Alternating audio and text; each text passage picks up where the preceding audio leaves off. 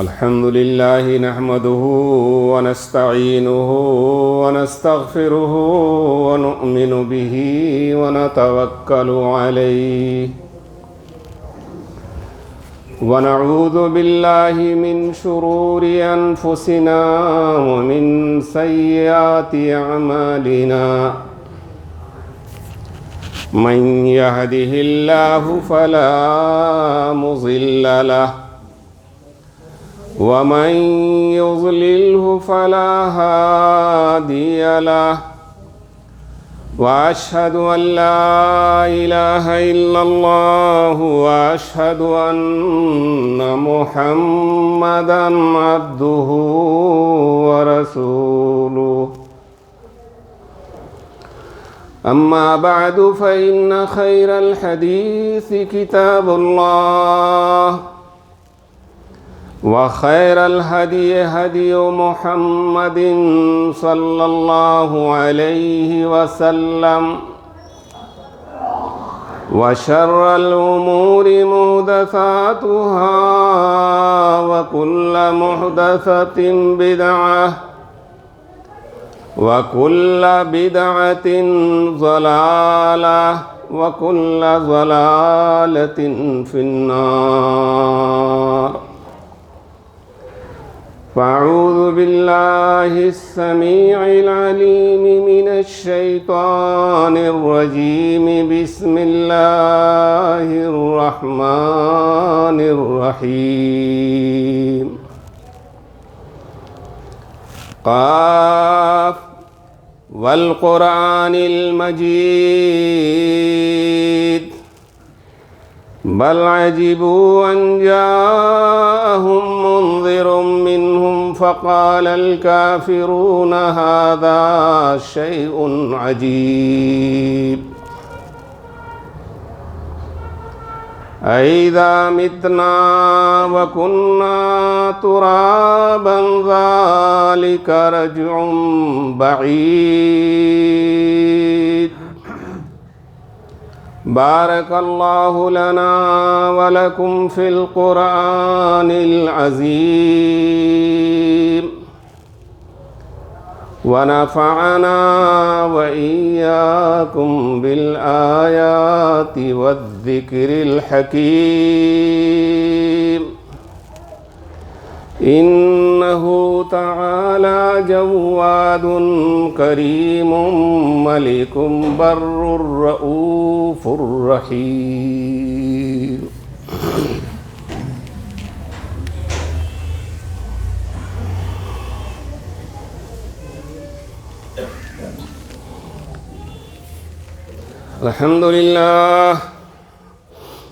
الحمد لله نحمده ونستعينه ونستغفره ونؤمن به ونتوكل عليه ونعوذ بالله من شرور أنفسنا ومن سيئات أعمالنا. من يهده الله فلا مضل له ومن يضلله فلا هادي له وأشهد أن لا إله إلا الله وأشهد أن محمدا عبده ورسوله. أما بعد فأعوذ بالله من الشيطان الرجيم. بسم الله الرحمن الرحيم. إنما يعمر مساجد الله من آمن بالله واليوم الآخر وأقام الصلاة وآتى الزكاة ولم يخش إلا الله فعسى أولئك أن يكونوا من المهتدين. حاضرین جمعہ، اسلامی بھائیوں اور دینی بچوں، پردہ نشین اسلامی خواتین، اللہ رب العالمین اس مسجد التوحید کے اس پہلے جمعہ میں آپ سب کا آنا قبول فرمائے اور اس ٹھنڈک اور سرد موسم میں جو زحمت آپ نے اٹھائی ہے اس کی خاطر رب العالمین آپ سب کو جنت کی نعمتوں سے نوازے۔ بڑے خوش نصیب ہیں وہ لوگ جو آج کے اس افتتاحی جمعہ میں شریک ہو رہے ہیں، اور کتنے خوش نصیب ہیں وہ لوگ جنہوں نے زمین سے لے کر اس کی تعمیر تک میں حصہ لیا، قربانیاں پیش کیں۔ واقعی اللہ کے نبی جناب محمد الرسول اللہ صلی اللہ علیہ وسلم کے فرمان کے مطابق انشاءاللہ اللہ تعالیٰ نے ان کے لیے جنت میں عظیم گھر تعمیر کر دیا ہوگا۔ رب العالمین ان لوگوں کو جنہوں نے اس مسجد کی تعمیر میں حصہ لیا اور قربانیاں پیش کیں، جنت میں بنے ہوئے اس گھر میں داخلہ نصیب فرمائے۔ عام مسلمانوں کا یہ خیال ہے اور دوسری قوموں کا بھی یہ خیال ہے کہ اللہ یہ مسلمانوں کا رب ہے، قرآن یہ مسلمانوں کی کتاب ہے، قبلہ یہ صرف مسلمانوں کا ہے، اور یہ امت صرف مسلمانوں کے لیے ہے۔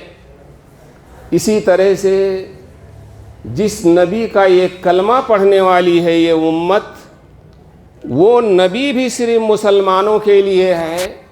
آج کے اس خطبے میں ایک اہم بات میں آپ کو بتا کر کے جا رہا ہوں، پتہ نہیں آئندہ زندگی ساتھ دے یا نہ دے۔ اللہ تعالیٰ نے اپنے نبی کی زبان سے یہ کہلوایا کہ اے میرے پیغمبر، یہ اعلان کر دو، قل، آپ لوگوں کو بتا دیں، اعوذ برب الناس، میں صرف رب المسلمین نہیں ہوں، میں رب الناس ہوں، سارے لوگوں کا رب ہوں۔ تو ہمارا رب یہ صرف ہمارا رب نہیں ہے، یہ رب سارے انسانوں کا رب ہے۔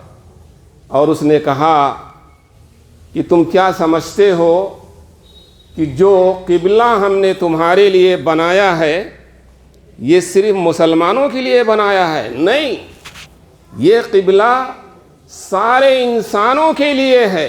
جس طرح میں سب کا رب ہوں، اسی طرح یہ قبلہ بھی سب کا ہے۔ رب نے فرمایا قرآن مقدس میں کہ ان اول بیت وضع للناس، پہلا گھر جو اس دھرتی پر تعمیر ہوا یہ سارے لوگوں کے لیے ہے۔ جنہوں نے اس آخری نبی کا کلمہ پڑھا ان کے لیے بھی ہے، اور جنہوں نے اس نبی کا کلمہ نہیں پڑھا ان کے لیے بھی ہے۔ پھر یہ کیسے ممکن ہو کہ جو کتاب قرآن مقدس کی شکل میں اس دنیا میں رب العالمین نے جبریل کے واسطے سے اپنے آخری نبی پر اتارا، وہ کتاب صرف مسلمانوں کے لیے ہو، ایسا ممکن ہی نہیں ہے۔ رب العالمین نے فرمایا کہ شہر رمضان الذی انزل فیہ القرآن ھدی للناس، یہ رمضان کے مہینے میں جو کتاب آئی قرآن کی شکل میں یہ صرف مسلمانوں کے لیے نہیں ہے۔ جس طرح میں رب الناس ہوں، جس طرح میرا گھر جو ہے وہ وضع للناس ہے، لوگوں کے لیے بنایا گیا ہے، اس لیے اسی طرح یہ کتاب قرآن مقدس بھی ھدی للناس، یہ سارے لوگوں کے لیے باعث ہدایت ہے۔ اب آپ سوچیں گے اس امت کا کیا حال ہوگا، آپ فخر محسوس کریں گے کہ رب العالمین نے اس امت کو کس طرح سے قرآن میں خطاب کیا اور کیا سرٹیفکیٹ دیا ہے اس امت کو۔ آپ کو فخر کرنا چاہیے۔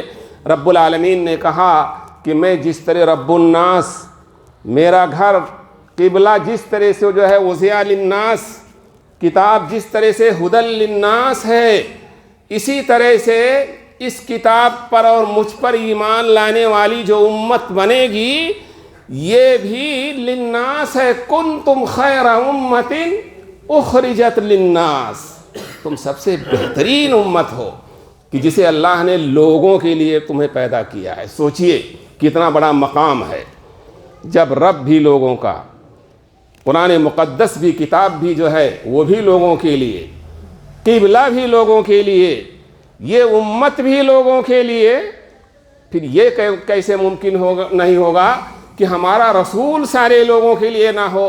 رب نے اعلان فرمایا کہ اے میرے پیغمبر وَمَا أَرْسَلْنَاكَ إِلَّا كَافَّةً لِلنَّاسِ، ہم نے آپ کو سارے لوگوں کے لیے بھیجا ہے۔ ہاں، قُلْ يَا أَيُّهَا النَّاسِ إِنِّي رَسُولُ اللَّهِ إِلَيْكُمْ جَمِيعًا، اے پیغمبر آپ اعلان کر دیں کہ لوگوں میں تم سب کے لیے رسول بنا کر کے بھیجا گیا ہوں۔ یہ کتنا بڑا اعزاز، کتنا بڑا مقام اس امت کو حاصل ہے کہ رب صرف ہمارا نہیں سارے لوگوں کا ہے، یہ کتاب صرف ہماری نہیں یہ سارے لوگوں کے لیے ہے، قبلہ صرف ہمارا نہیں یہ سارے لوگوں کے لیے ہے، امت صرف اپنے لیے نہیں بلکہ یہ پوری انسانیت کے بھلائی پہنچانے کے لیے ہے، اور رسول تو سارے لوگوں کے لیے ہے۔ پھر رب نے کہا کہ بندو ذرا سنو، جس صورت سے تم قرآن کا آغاز کرتے ہو، میں نے جب اس میں شروع میں کہہ دیا کہ الحمدللہ رب العالمین، تمام تعریفیں اس اللہ کے لیے ہے جو سارے جہان کا رب ہے، یہ کیسے ممکن ہے کہ میں اپنے رسول کے بارے میں یہ نہ کہوں کہ وَمَا أَرْسَلْنَاكَ إِلَّا رَحْمَةً لِلْعَالَمِينَ۔ سوچئے کہ اگر میں رب العالمین ہوں، اے میرے پیغمبر میں اس کائنات کے اندر جس کا رب ہوں، اے میرے پیغمبر، میرے نبی، میرے رسول، میرے چہیتے، تو ان سب کے لیے نبی رحمت ہے۔ سوچئے کتنا بڑا اعزاز یہ ہم مسلمانوں کو حاصل ہے کہ اللہ تعالیٰ نے کتنا بڑا مقام ہم سب کو عطا کیا ہے۔ اللہ کے نبی جناب محمد رسول اللہ صلی اللہ علیہ وسلم ہم میں نہیں رہے، ہم نے کلمہ پڑھا اپنے نبی کا، اور صحابہ نے بھی کلمہ پڑھا اپنے نبی کا، صحابہ نے اپنی آنکھوں سے اپنے نبی کو دیکھا، نبی آخری نبی نے اپنے صحابہ کو پایا، لیکن نبی نے جن صحابہ کو دیکھا انہی کی موجودگی میں جب یہ بات کہی قبرستان سے لوٹتے یا جاتے ہوئے کہ وَدِدْتُ أَنَّا رَأَيْنَا لَوْ أَنَّا رَأَيْنَا إِخْوَانَنَا، کہ میری یہ چاہت ہے، میری یہ خواہش ہے کہ میں اپنے بھائیوں کو دیکھتا۔ صحابہ ساتھ میں موجود ہیں، پوچھا کہ اللہ کے نبی أَلَسْنَا إِخْوَانَكَ، کیا ہم لوگ آپ کے بھائی نہیں ہیں؟ تو آپ نے فرمایا انتم اصحابی، تم تو میرے صحابہ ہو، تم میرے ساتھ ہو۔ اخواننا الذین لم یاتوا بعد، ہمارے بھائی وہ ہیں جو ابھی آئے نہیں ہیں۔ صحابہ نے پوچھا کہ اللہ کے نبی بعد میں آنے والوں کو، ہم کو تو آپ نے دیکھ لیا، قیامت کے دن آپ مجھے ہم سب کو پہچان جائیں گے، لیکن بعد میں آنے والوں کو کیسے پہچانیں گے؟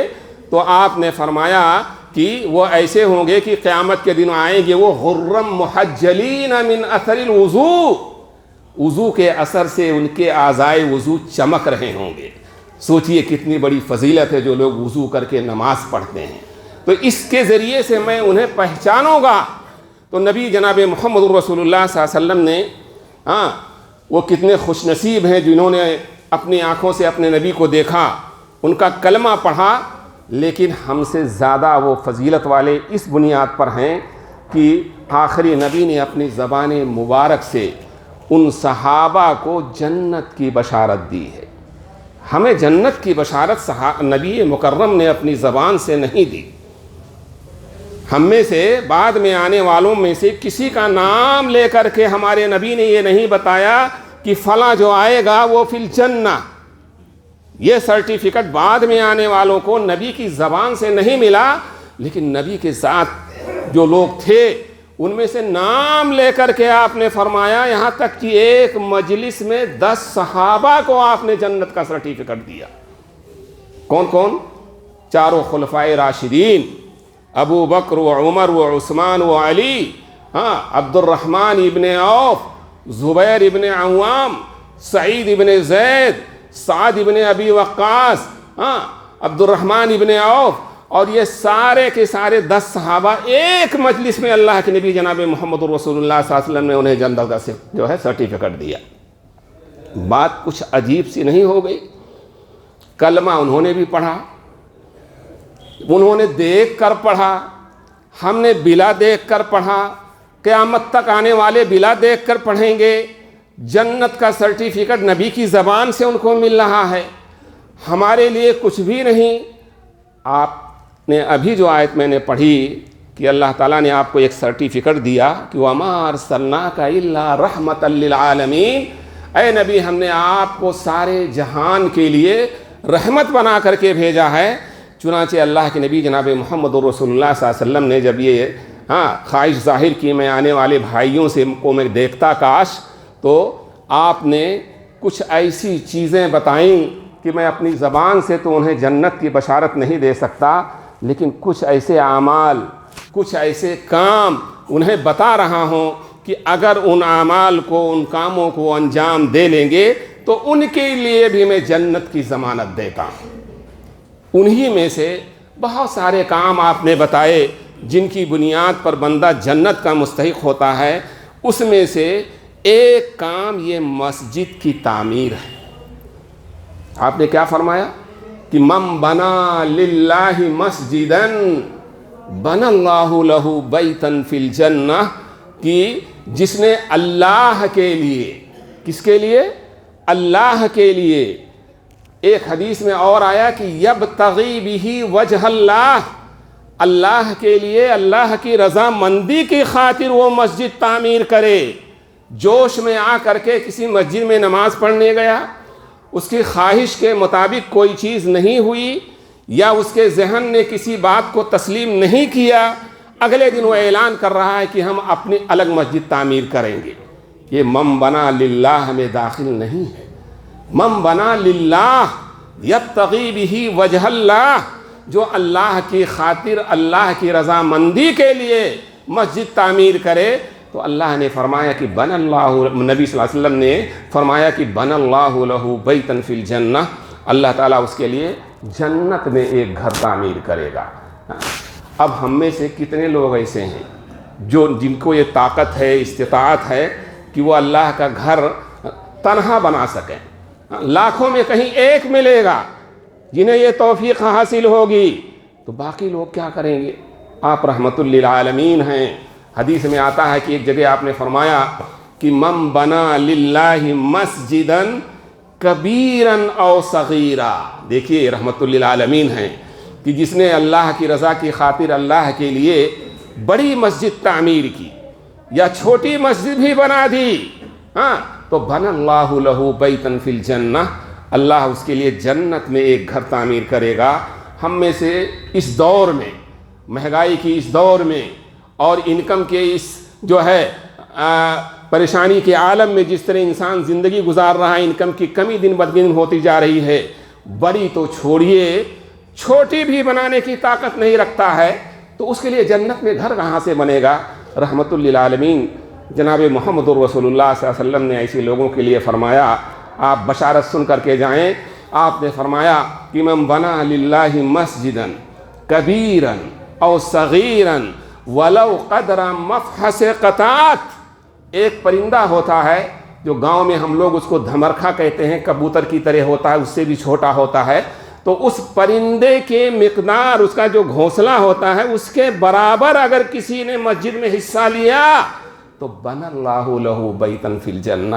کتنی بڑی خوش نصیبی ہے کہ 1 اینٹ 9 انچ کا اگر آپ نے کسی مسجد کی تعمیر میں حصہ لے لیا دے کر کے تو بن اللہ لہ بیتن فی الجنہ، اللہ تعالیٰ اس کے لیے جنت میں ایک گھر تعمیر کرے گا. بس ریاکاری سے دور ہونا چاہیے، دکھاوے سے دور ہونا چاہیے. ہاں، آپ اس نیت سے دیں کہ ہم صرف اللہ کی رضامندی کے لیے. ذرا آپ سوچئے، غزوہ تبوک کا موقع ہے، آنکھوں سے آنسو جاری ہو جائیں گے. چندہ ہو رہا ہے، ہاں، اعلان ہو رہا ہے.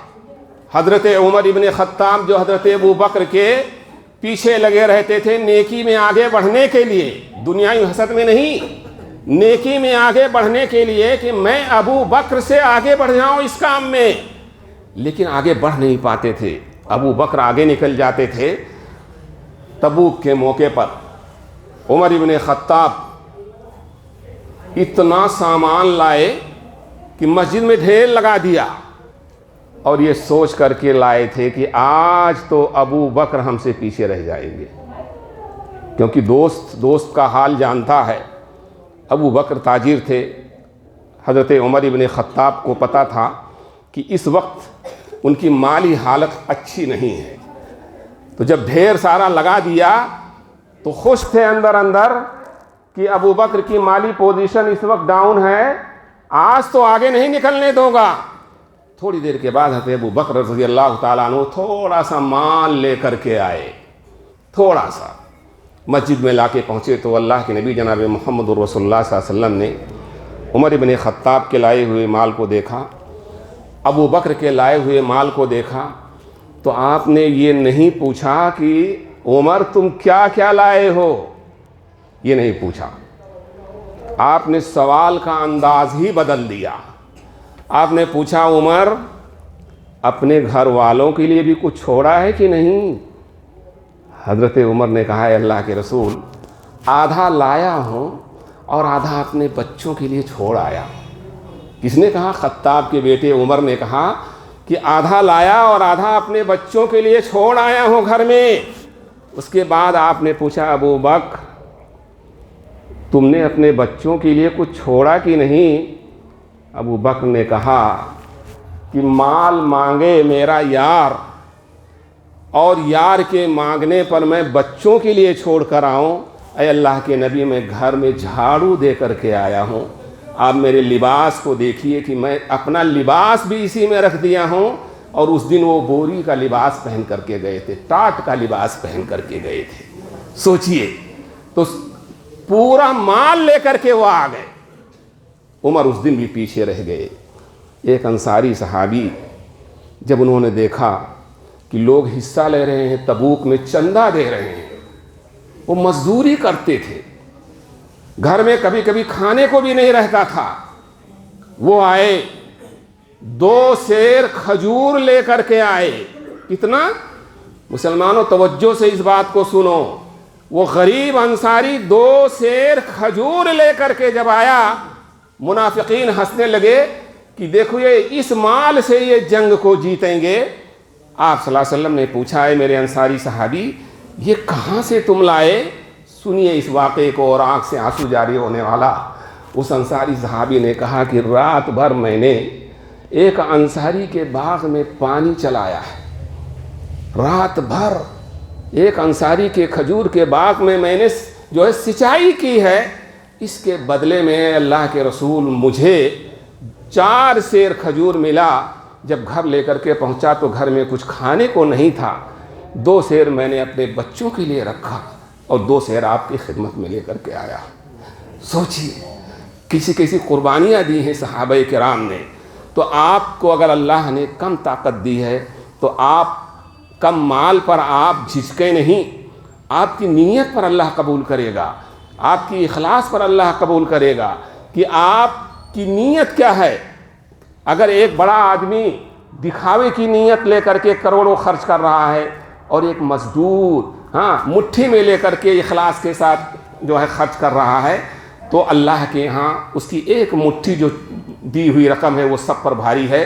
اللہ کے نبی جناب محمد رسول اللہ صلی اللہ علیہ وسلم نے فرمایا اپنے صحابہ سے کہ اس کے 2 سیر کھجور کو جتنے یہ چندے کی چیزیں آئیں سب پر بکھور دو.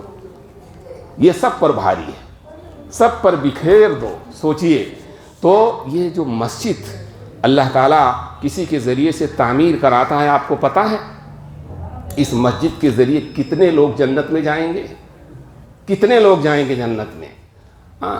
بنانے والا جس کے بارے میں اللہ کے نبی جناب محمد رسول اللہ صلی اللہ علیہ وسلم نے کہا کہ بن اللہ لہ بیتن فی الجنہ، مؤذن جس کو ہماری قوم حقیر سمجھتی ہے، مؤذن کے بارے میں اللہ کے رسول جناب محمد رسول اللہ صلی اللہ علیہ وسلم نے فرمایا کہ المؤذنون اطول الناس اعناقا یوم القیامہ، قیامت کے دن یہ مؤذن معمولی درجے کا جو تمہارے یہاں سمجھا جاتا ہے، یہ قیامت کے دن لمبی گردن والا ہوگا۔ حدیث کی شرح لکھنے والوں نے لکھا کہ لمبی گردن کے بہت سارے مفاہیم نکلتے ہیں، اس میں سب سے اہم ترین مفہوم اس کا یہ ہے کہ لوگ پریشانی میں ہوں گے، اپنی گردنوں کو اٹھا کر کے، سر کو اٹھا کر کے جب دیکھیں گے کہ یہ چیز نہیں، پیاسے ہیں، یہ ہیں، وہ ہیں، تو اس کی ضرورت مؤذن کو پڑے گی ہی نہیں، وہ بالکل پریشان نہیں ہوگا قیامت کے دن۔ تو مؤذن جو ہے، سوچئے اس کا یہ مرتبہ و مقام ہوگا، تو اللہ رب العالمین اسی مسجد کے راستے سے اس مؤذن کو بھی جنت میں داخل کرے گا۔ اور کس کو داخل کرے گا؟ ہمارے نبی جناب محمد رسول اللہ صلی اللہ علیہ وسلم نے فرمایا کہ من غدا الی المسجد او راح الی المسجد اعد اللہ نزلا فی الجنہ یوم القیامہ، کہ جو صبح کو یا شام کو مسجد آتا جاتا ہے، قیامت کے دن اللہ تعالیٰ اس کے لیے جنت میں مہمان نوازی تیار کرے گا، وہ مہمان ہوگا رب العالمین کا۔ اور آپ نے فرمایا کہ من صلی 40 صلاۃ، من صلی للہ 40 صلاۃ فی جماعہ یدرک التکبیرۃ الاولی کانت لہ براءتان، براءۃ من النار و براءۃ من النفاق، کہ جو بھی اللہ کی خاطر، اللہ کو راضی کرنے کے لیے 40 نمازیں جماعت کے ساتھ اس حال میں پڑھے کہ تکبیر اولیٰ اس کی فوت نہ ہو، تو اس کے لیے برات ہے جہنم کی آگ سے بھی، اس کے لیے برات ہے نفاق سے بھی۔ اسی طرح سے ایک حدیث میں آپ صلی اللہ علیہ وسلم نے فرمایا کہ من صلی 12 رکعۃ فی یوم و لیلۃ بنی لہ بیت فی الجنہ، کہ جو آدمی 12 رکعتیں رات اور دن میں 24 گھنٹے میں اس پر مواظبت کرے، ہمیشگی کرے، اس کو پڑھتا رہے، تو اس کے لیے جنت میں ایک گھر بنایا جائے گا۔ وہ 12 رکعتیں کون سی ہیں؟ 4 قبل الظہر ورکعتین بعدہا ورکعتین بعد المغرب ورکعتین بعد العشاء ورکعتا الفجر، ظہر سے پہلے 4 رکعتیں، ظہر کے بعد 2 رکعتیں، مغرب کے بعد 2 رکعتیں، عشاء کے بعد 2 رکعتیں، فجر سے پہلے 2 رکعتیں۔ یہ 12 رکعتیں جن کو سنن رواتب یا سنن مؤکدہ کہا جاتا ہے، جو بھی اس کی پابندی کرے گا، اللہ کے رسول جناب محمد رسول اللہ صلی اللہ علیہ وسلم نے کہا، میں محمد اس کی ضمانت لیتا ہوں کہ بنی لہ بیت فی الجنہ، اس کے لیے جنت میں ایک گھر بنایا جائے گا۔ تو اس مسجد کے راستے سے، مسجد سے جو راستہ جاتا ہے، اس سے کئی لوگ جنت میں جائیں گے، بہت سارے لوگ جنت میں جائیں گے۔ ایک صحابی ہیں ربیعہ ابن کعب، وضو کرا رہے تھے ہمارے نبی جناب محمد رسول اللہ صلی اللہ علیہ وسلم کو، آپ نے خود کہا کہ سلنی یا ربیعہ، ربیعہ مانگ لے جو کچھ مانگنا ہے۔ دیکھیے خود کہہ رہے ہیں آپ کہ ربیعہ مانگ لے جو مانگنا ہے۔ اگر ہم ہوتے تو کیا کہتے ہیں؟ اللہ کے رسول ذرا کوٹھی بن جائے میری، ایک ہوٹل ہو جائے، آمدنی کا ذریعہ بن جائے گا، یہ چیز دنیا کی چیزیں ہم مانگتے۔ وہ صحابی کیا کہہ رہے ہیں؟ مرافقتک فی الجنہ، اسالک مرافقتک فی الجنہ۔ اسٹیج پر اگر کوئی پی ایم بیٹھے ہوں اور آپ کو وہاں جگہ مل جائے، آپ کتنے خوش ہوں گے؟ تو صحابی نے کیا کہا کہ اللہ کے رسول اگر آپ کہہ رہے ہیں کہ مانگو، تو میں مانگ رہا ہوں کہ میں آپ کے ساتھ جنت میں رہوں۔ کتنا بڑا سوال کر لیا، معمولی بات ہے۔ نبی کا مقام کہاں رہے گا؟ نبی کے امتی کہاں رہیں گے؟ اللہ کے نبی جناب محمد رسول اللہ صلی اللہ علیہ وسلم نے کہا کہ او غیر ذالک یا ربیعہ، ربیہ کیا اس کے علاوہ بھی کچھ مانگ سکتا ہے تو مانگ لیں؟ نہیں، آپ سوال کے رخ کو موڑ رہے ہیں کہ بہت بڑا تم نے سوال کر لیا ہے۔ تو صحابی رسول ربیہ ابن کعب کہتے ہیں کہ ہوا ذاک یا رسول اللہ، اے اللہ کے رسول میرا یہی سوال آپ سے ہے کہ اسألک مرافقتک فی الجنہ، میں آپ سے آپ کی رفاقت جنت میں چاہتا ہوں کہ آپ کے ساتھ میں رہوں۔ آپ نے کیا فرمایا کہ یا ربیہ اعنی علیک علی نفسک بکثرۃ السجود، اگر تم میرے ساتھ جنت میں جانا چاہتے ہو، رہنا چاہتے ہو تو کثرت سے سجدہ کرو، یعنی کثرت سے نوافل پڑھو، تہجد پڑھو، نماز کا اہتمام کرو۔ ظاہر ہے کہ یہ ساری عبادتیں اس کا راستہ اسی مسجد سے جاتا ہے۔ تو مسلمانوں آپ ذرا سنیے کہ اللہ کے نبی جناب محمد رسول اللہ صلی اللہ علیہ وسلم نے کتنے اعمال ایسے ہیں کہ دنیا میں اگر آپ اس کو انجام دیں تو آپ جنت میں اپنے لیے گھر بنا سکتے ہیں۔ ایک موقع پر آپ نے فرمایا کہ انا زعیم ببیت فی ربض الجنہ لمن ترک المراء وان کان محقا، ہم تو لڑتے رہتے ہیں نا کہ دنیا میں بدلہ لے کر کے رہیں گے۔ ہمارے نبی جناب محمد رسول اللہ صلی اللہ علیہ وسلم نے فرمایا کہ میں محمد اس کو جنت کی ضمانت دیتا ہوں اس شخص کے لیے کہ اگر کوئی شخص حق پر ہے پھر بھی وہ جھگڑے کو چھوڑ دیتا ہے تو انا زعیم ببیت فی ربض الجنہ، جنت کے کنارے اس کے لیے ایک جو ہے گھر کا جو ہے میں ضامن بنتا ہوں، اس کے لیے گھر تعمیر کیا جائے گا۔ اسی طرح سے آپ نے کہا وہ ببیت فی وسط الجنہ لمن ترک الکذب، کہ جو جھوٹ کو چھوڑ دے، وَإِن كَانَ مَازِحًا، مذاق کے انداز میں بھی جھوٹ کو جو ہے اپنی زبان پہ نہ لائے، تو انا زعیم ببیت فی وسط الجنہ، جنت کے درمیان میں اس کے لیے گھر کی ضمانت دیتا ہوں۔ پھر آگے آپ نے فرمایا کہ وہ ببیت فی اعلی الجنہ لمن حسن خلقہ، کہ ایسا شخص جس کے اخلاق بہتر ہوں تو میں محمد اس کے لیے اعلیٰ جنت میں جو ہے ایک گھر کی ضمانت دیتا ہوں۔ تو آپ نے اپنی زبان مقدس سے بعد میں آنے والوں کے لیے جنت کی ضمانت تو نہیں دی، لیکن ایسے اعمال، ایسے کام بتا کر کے گئے کہ ہم اگر ان کو اپنا لیں اور اس کو کر لے جائیں تو ہمارے لیے بھی جنت میں ایک گھر تعمیر ہو سکتا ہے۔ اللہ کے رسول جناب محمد رسول اللہ صلی اللہ علیہ وسلم جب معراج کی رات میں، ٹائم زیادہ تو نہیں ہو گیا، معراج کی کتنا ٹائم ہو گیا؟ 1:17 ہو گیا۔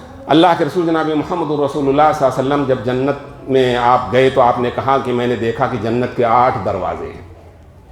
کتنے دروازے ہیں میری مائیں اور بہنیں؟ اس بات کو سنیں، جنت کے 8 دروازے ہیں۔ پھر میں نے دیکھا کہ ایک شخص آیا، اس کے لیے وہ 8 دروازے کھول دیے گئے، ہر دروازہ خواہش کر رہا ہے کہ میرے اندر سے تم جنت میں جاؤ۔ حضرت ابوبکر کھڑے تھے، انہوں نے پوچھا کہ من ہوا یا رسول اللہ، اے اللہ کے رسول یہ ایسا خوش نصیب شخص کون ہے کہ جنت کا ایک ہی دروازہ ملے گا داخلے کے لیے، کہ اگر وہ نماز کا زیادہ پابند ہے تو باب الصلاۃ سے جائے گا، زکوٰۃ زیادہ دیتا ہے تو باب الزکوٰۃ سے جائے گا، باب الجہاد سے جائے گا، باب الریان سے جائے گا، باب الحج سے جائے گا۔ یہ کون شخص ہے کہ جس کے لیے 8 دروازے اوپن ہو گئے کہ جس سے چاہو داخل ہو؟ تو آپ نے کہا کہ انت منہم یا ابا بکر، اے ابو بکر تو انہیں میں سے ہے۔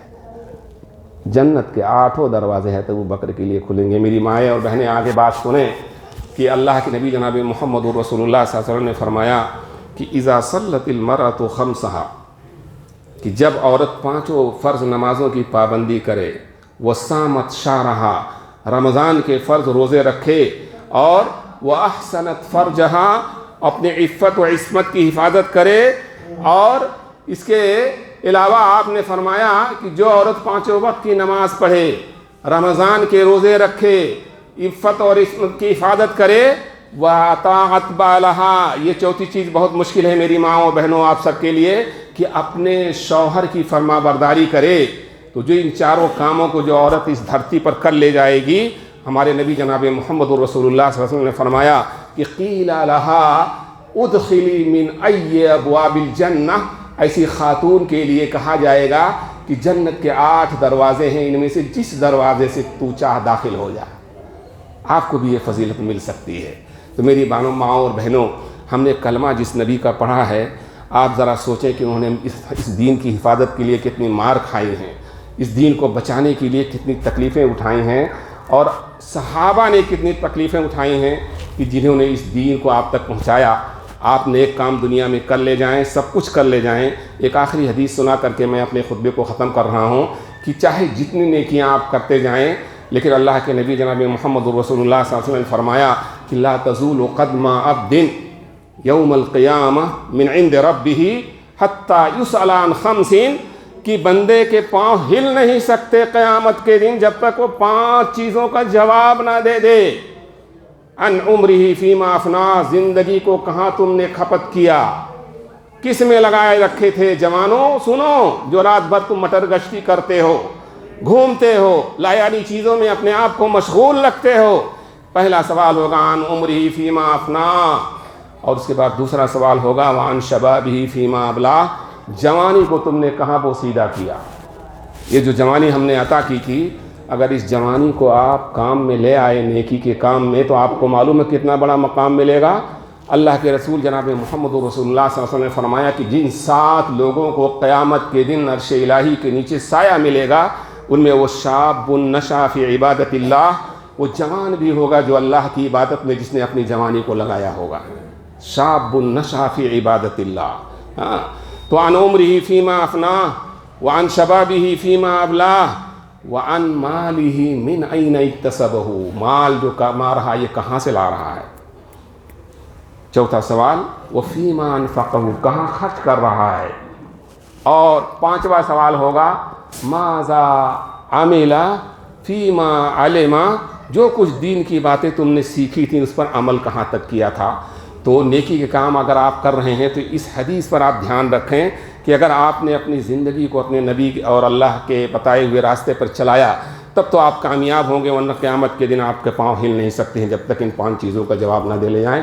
رب العالمین سے دعا ہے کہ مولا اس مسجد کی تعمیر میں جن لوگوں نے حصہ لیا اور جنہوں نے قربانیاں دیں، مولا ان کے لیے جنت میں گھر بنا، اور دوسرے لوگوں کو بھی توفیق عطا فرما مالک کہ اس جیسے نیک کام میں وہ حصہ لیں اور اپنی آخرت سنواریں۔ مولا ہم سب کا جب خاتمہ پر ہو تو ایمان پر ہو۔ وآخر دعوانا ان الحمد للہ رب العالمین۔ ان اللہ وملائکتہ یصلون علی النبی یا ایھا الذین آمنوا صلوا علیہ وسلموا تسلیما۔